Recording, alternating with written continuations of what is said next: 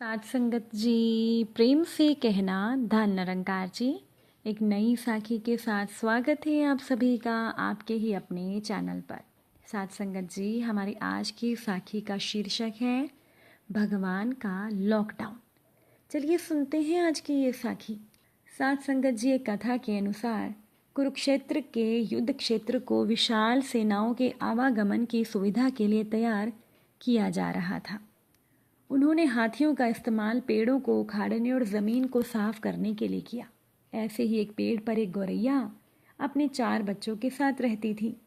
जब उस पेड़ को उखाड़ा जा रहा था तो उस गौरैया का घोंसला ज़मीन पर गिर गया, लेकिन चमत्कारिक रूप से उस गौरैया की संतानें अनहोनी से बच गई। लेकिन वो अभी बहुत छोटे होने के कारण बच्चे उड़ने में असमर्थ थे। तो कमज़ोर और भयभीत गौरैया मदद के लिए इधर उधर देखने लगी। तभी उसने श्री कृष्ण जी को अर्जुन के साथ वहां आते देखा। वे युद्ध के मैदान की जांच करने और युद्ध की शुरुआत से पहले जीतने की रणनीति तैयार करने के लिए वहां गए थे। तो उसने कृष्ण के रथ तक पहुंचने के लिए अपने छोटे से पंख फड़फड़ाए और किसी प्रकार से वो श्री कृष्ण के पास पहुंची।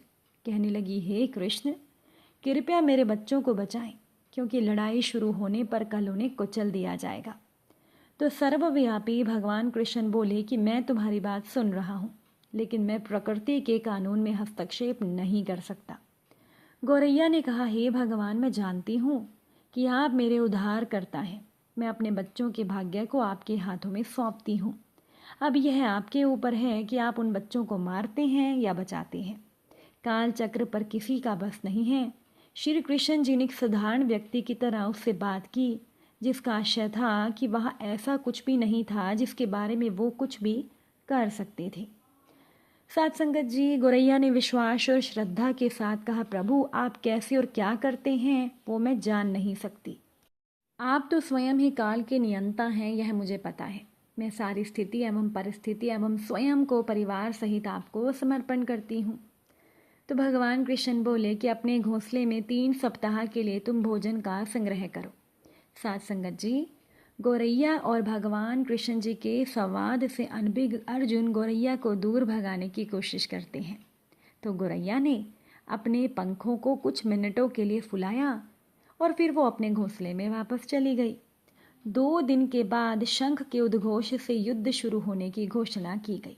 भगवान कृष्ण जी ने अर्जुन से कहा कि अपने धनुष और बाण मुझे दे दो। अर्जुन चौंका, क्योंकि कृष्ण भगवान ने युद्ध में कोई भी हथियार ना उठाने की शपथ ली थी। इसके अतिरिक्त अर्जुन का मानना था कि वो ही सबसे अच्छा धनुर्धर है। तो अर्जुन ने भगवान से कह दिया, मुझे आज्ञा दे भगवान। अर्जुन ने दृढ़ विश्वास के साथ कहा कि मेरे तीरों के लिए कुछ भी अभेद नहीं है।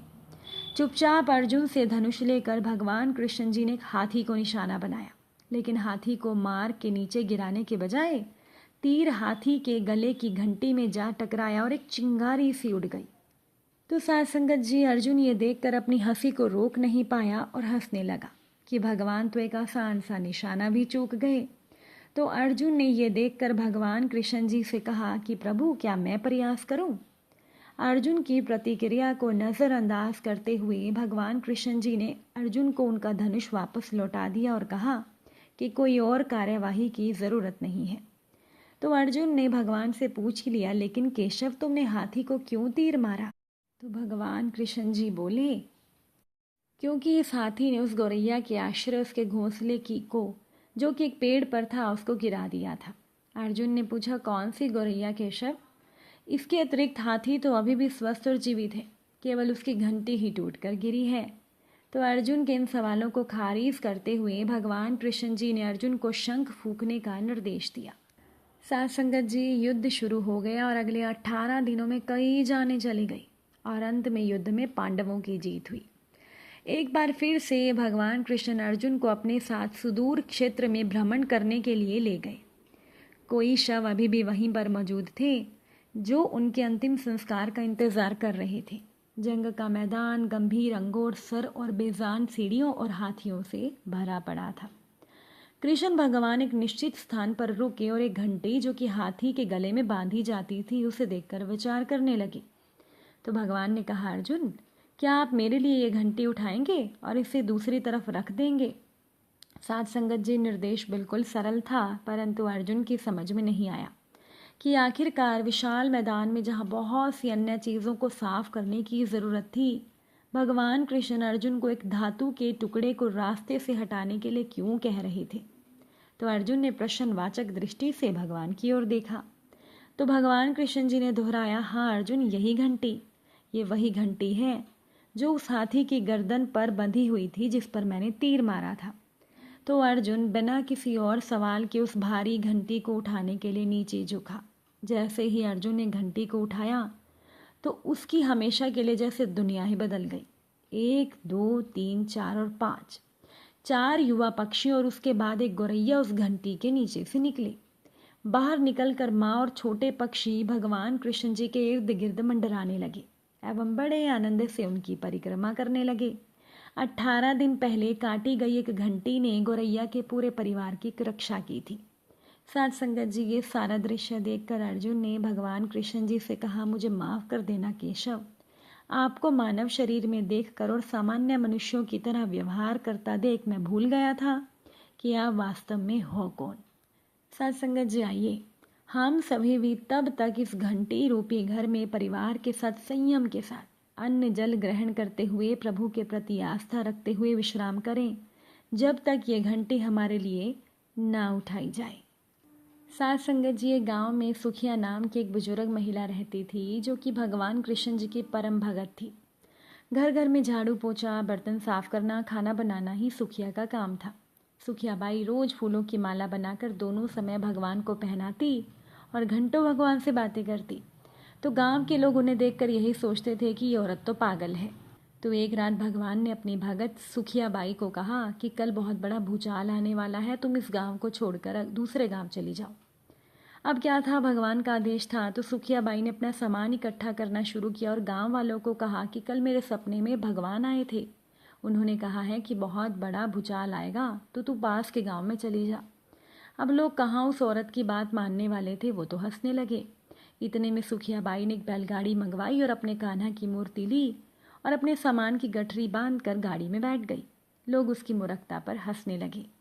जब वो वहां से जाने लगी, अपने गांव की सीमा पार करके सुखिया बाई अगले गांव में प्रवेश करने ही वाली थी कि उसे भगवान की आवाज़ सुनाई दी, अरे पगली, जा अपनी झोपड़ी में से वो सुई तो ले आ जिससे तू माला बनाकर रोज मुझे पहनाती है। तो ये सुनकर वो बेचैन हो गई, तड़प गई कि मुझसे एक ऐसी भूल हो गई, अब मैं कान्हा को माला कैसे पहनाऊंगी। सुखिया बाई ने गाड़ी वाले को रोका और बदहवास अपनी झोपड़ी की तरफ वो भागी। तो गांव के लोग उसके पागलपन को देखकर उसका और मजाक बनाने लगे। सुखिया बाई ने तिनकों में फंसी सुई को निकाला और पागलों की तरह दौड़ते हुए गाड़ी के पास लौट आई।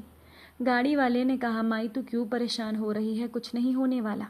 तो सुखिया बाई बोली, अच्छा चल अब जल्दी से अपने गांव की सीमा पार कर। गाड़ी वाले ने ऐसा ही किया, पर यह क्या, जैसे ही उनकी गाड़ी सीमा पार हुई पूरा का पूरा गांव ही धरती में समा गया। सब जलमग्न हो गया। गाड़ी वाला भी भगवान का भगत था और भगवान ने उसकी भी रक्षा की। साथ संगत जी, भगवान जब अपने भगत की एक सुई तक की इतनी चिंता करते हैं तो भगत की रक्षा के लिए भगवान कितने चिंतित होते होंगे। जब तक उस भगत की एक सुई भी उस गांव में थी, पूरा गांव बचा था, लेकिन उसके निकलते ही पूरा गांव खत्म हो गया। तो ऐसे करते हैं भगवान अपने भक्तों की रक्षा। अगर आज की ये साखी आपको अच्छी लगी हो, वीडियो को लाइक शेयर ज़रूर कर दीजिएगा। आप सभी से फिर मुलाकात होगी नई साखी के साथ। साथ संगत जी, प्यार से कहना, धन निरंकार जी।